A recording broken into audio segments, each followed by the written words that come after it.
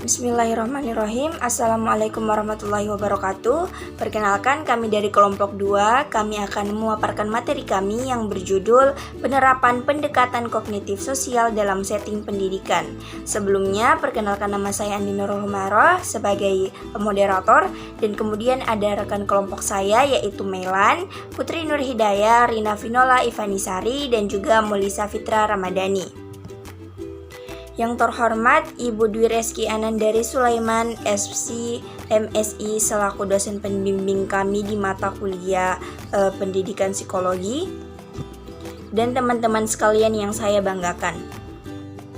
Baiklah, adapun materi pertama akan dibacakan oleh Saudari Muhlisa, materi kedua akan dibacakan oleh Saudari Melan, dan materi ketiga akan dibacakan oleh Saudari Rina, dan materi keempat akan dibacakan oleh Saudari Putri. Dengan hormat, saya persilahkan. Assalamualaikum warahmatullahi wabarakatuh. Saya Mulisa Fitra Ramadhani. Saya akan memaparkan materi pertama, yaitu pengertian kognitif sosial. Teori kognitif merupakan suatu bentuk teori belajar yang sering disebut sebagai model perseptual, yaitu proses untuk membangun atau membimbing siswa dalam melatih kemampuan mengoptimalkan proses pemahaman terhadap suatu objek. Teori kognitif menyatakan bahwa tingkah laku seseorang ditentukan oleh persepsi serta pemahamannya tentang situasi yang berhubungan dengan dirinya. Belajar merupakan perubahan persepsi dan pemahaman yang tidak selalu dapat terlihat sebagai tingkah laku yang nampak. Teori kognitif sosial. Teori kognitif sosial dikembangkan oleh Albert Bandura yang menyatakan bahwa faktor sosial kognitif dan juga faktor perilaku memainkan peran penting dalam pembelajaran. Faktor kognitif berupa ekspektasi siswa untuk meraih keberhasilan. Faktor sosial mencakup pengamatan siswa terhadap perilaku orang tua dan lingkungannya. Albert Bandura adalah aktor utama dalam teori kognitif sosial. Bandura dalam buku Santrok mengatakan bahwa ketika siswa melakukan proses belajar, siswa diharapkan mampu mempresentasikan atau mentransformasikan pengalaman belajar yang telah didapatkannya. Hal ini disebut dengan siswa belajar secara kognitif. Teori sosial kognitif, teori yang dikemukakan Bandura didasarkan pada 3 asumsi, yaitu individu melakukan pembelajaran dengan meniru apa yang ada di lingkungannya, terutama perilaku orang lain. Hasil pembelajaran adalah proses coding perilaku visual dan verbal yang diwujudkan dalam perilaku sehari-hari. Dan terakhir, hasil pembelajaran adalah proses coding perilaku visual dan verbal yang diwujudkan dalam perilaku sehari-hari. Baik, selanjutnya reciprocal determinism. Reciprocal determinism menghipotesiskan bahwa baik tingkah laku, lingkungan, dan kejadian-kejadian internal atau personal faktor pada pembelajaran yang mempengaruhi persepsi dan aksi. Hubungan antara tingkah laku, lingkungan, dan kejadian-kejadian internal atau personal faktor merupakan hubungan yang saling berinteraksi dan berpengaruh dalam proses belajar sosial kognitif. Selanjutnya, modeling. Modeling adalah mekanisme yang terjadi dengan pembelajaran. Dalam modeling, proses pembelajaran tidak hanya menunjukkan sekedar peniruan atau mengulangi perilaku model, tetapi di dalam proses modeling, observer terlibat dalam penambahan atau pengurangan tingkah laku yang teramati. Kemudian bentuk-bentuk modeling. Pertama yaitu direct modeling atau meniru langsung, yaitu dalam hal ini pengamat meniru perilaku model yang sifatnya mudah dan sederhana sehingga sangat mudah untuk ditiru. Contohnya, murid meniru gerakan senam gurunya. Kedua yaitu creative modeling atau pengamat, yaitu mengamati beberapa perilaku model, kemudian menggabungkannya sesuai dengan kebutuhan pengamat sehingga bisa menghasilkan respon baru yang berbeda, bahkan inovatif. Contohnya, melihat cara belajar teman-teman, kemudian menggabungkan dan menyesuaikan dengan diri sendiri. Ketiga yaitu symbolic modeling, merupakan pengamat tidak mengamati perilaku model tokoh atau karakter secara langsung, tetapi melalui media seperti buku, televisi, dan film. Contohnya seperti remaja meniru pakaian karakter artis di televisi. Kemudian proses pembelajaran dari model. Pertama yaitu attention. Dalam proses attention, observer mengamati perilaku model secara kritis dengan memperhatikan secara detail dan penuh perhatian terhadap apa yang ingin ditirunya dari model. Kedua yaitu retention. Setelah observer mengamati perilaku model secara kritis, lalu informasi yang diperoleh ditransfer ke dalam sistem memori. Dalam hal ini, informasi yang ditransfer dapat bersifat visual maupun verbal. Yang ketiga yaitu reproduction, merupakan informasi yang disimpan di dalam sistem memori. Akhirnya akan dipresentasikan dalam bentuk tingkah laku nyata. Proses pencocokan informasi yang baru dengan informasi yang telah ada di dalam sistem memori merupakan tahapan proses retention. Keempat, yaitu motivasi. Motivasi merupakan bagian yang terpenting dalam pembelajaran social learning. Bismillahirrahmanirrahim. Baik, langsung saja untuk penjelasan selanjutnya adalah tentang pengaruh modeling dalam pembelajaran. Pengaruh modeling dalam pembelajaran ada 4. Yang pertama yaitu learning new behavior.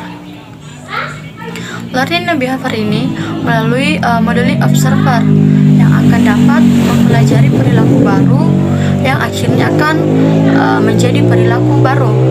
Kemudian yang kedua ada facilitation existing behavior, yang mana facilitating existing behavior ini melalui modeling suatu tindakan dapat diperkuat keberadaannya.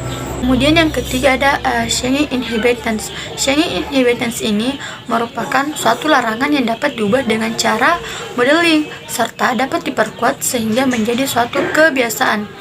Kemudian yang keempat ada arousing emission. Arousing emission ini melalui modeling emosi seseorang dapat ditiru oleh model. Modeling tidak hanya perilaku tetapi juga mempunyai aspek afektif. Kemudian ada vicarious learning.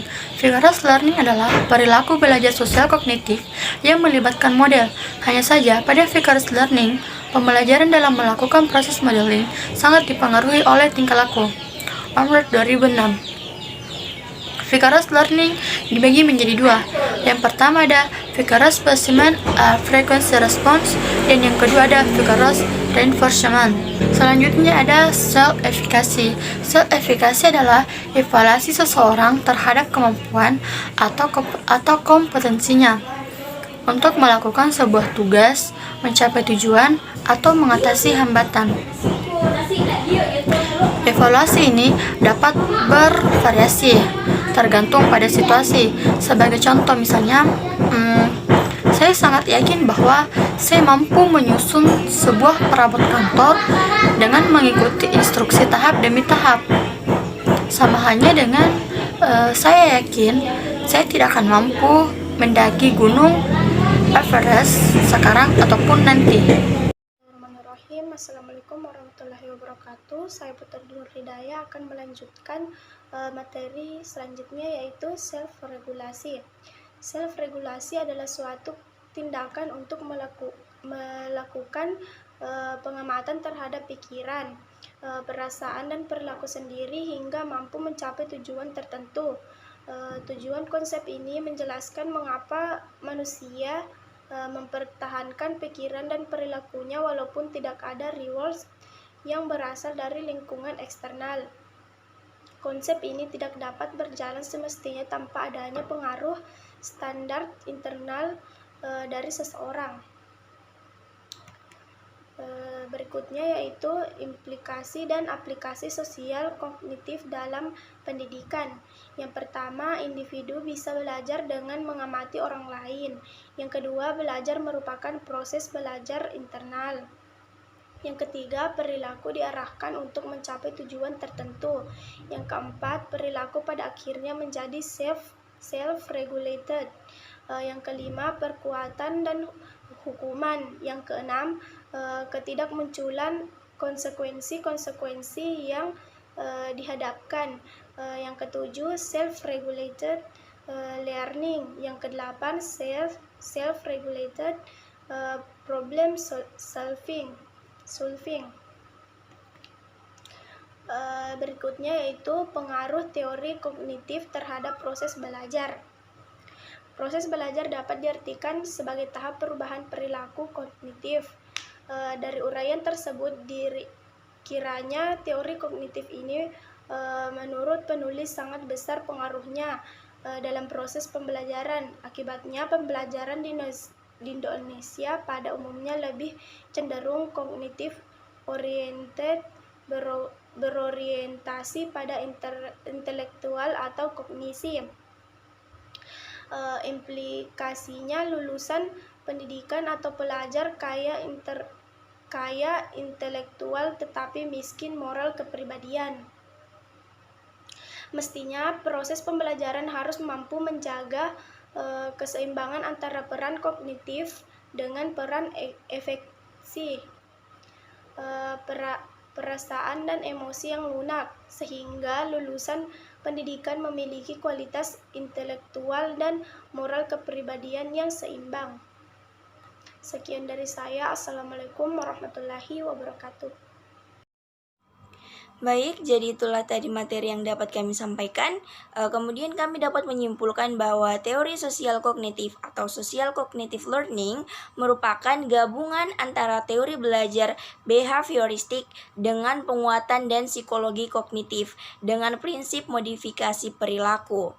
Teori yang dikemukakan Bandura didasarkan pada 3 asumsi, yaitu individu melakukan pembelajaran dengan meniru apa yang ada di lingkungannya, terutama perilaku orang lain. Perilaku orang yang ditiru disebut sebagai perilaku model atau perilaku. Terdapat hubungan antara perilaku, lingkungan, dan faktor pribadi, di mana hasil pembelajaran adalah proses coding perilaku visual dan verbal yang diwujudkan dalam perilaku sehari-hari. Hasil pembelajaran adalah proses coding perilaku visual dan verbal yang diwujudkan dalam perilaku sehari-hari. Sentral dari teori ini tertuang dalam modeling dan vigorous learning. Baiklah, demikianlah yang dapat kami sampaikan. Kurang dan lebihnya mohon dimaafkan. Wassalamualaikum warahmatullahi wabarakatuh.